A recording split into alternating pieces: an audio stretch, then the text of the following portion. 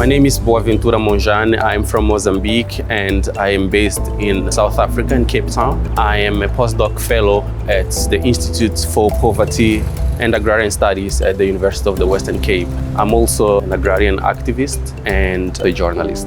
Corporate power is very well articulated globally. So we need to, of course, offer a response. We need to respond to it through articulations that can be local, networks that can be local, regional, national, and global. The World Social Forum, which is a bit weak now, but it was, in my view, a powerful attempt to counter the Davos Forest Economic Forum, which was a threat for the masses of our people everywhere, especially in the global south.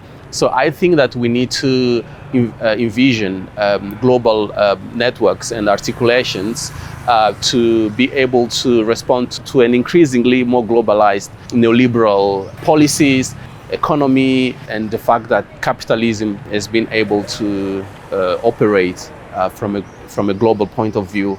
Of course, undermining concrete local communities, but articulating it in a way that capitalism can work everywhere in the world. So a global response is important. That's why Via Campesina's slogan, globalize the struggle, globalize the hope, is very profound, and it means so much in terms of how communities that are victims of corporate power can envision a response that can also can both be local but also global.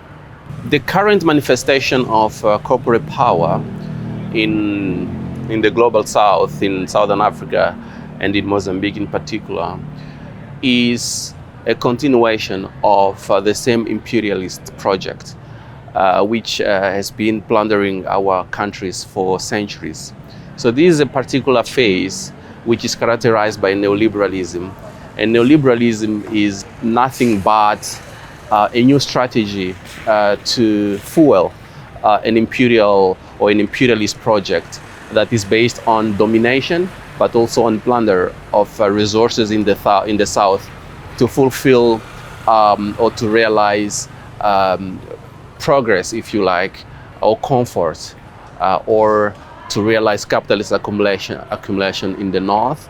But also we see new tendencies coming from the east, from places such as China, India as well, and so on and so forth. In Mozambique, for instance, you see more of Indian mining companies penetrating, Chinese penetration as well in sectors such as construction of infrastructures that cost so much for our countries to pay in debt, but also loans that appear to be more, financial loans that appear to be more attractive as compared to those coming from the IMF and the World Bank.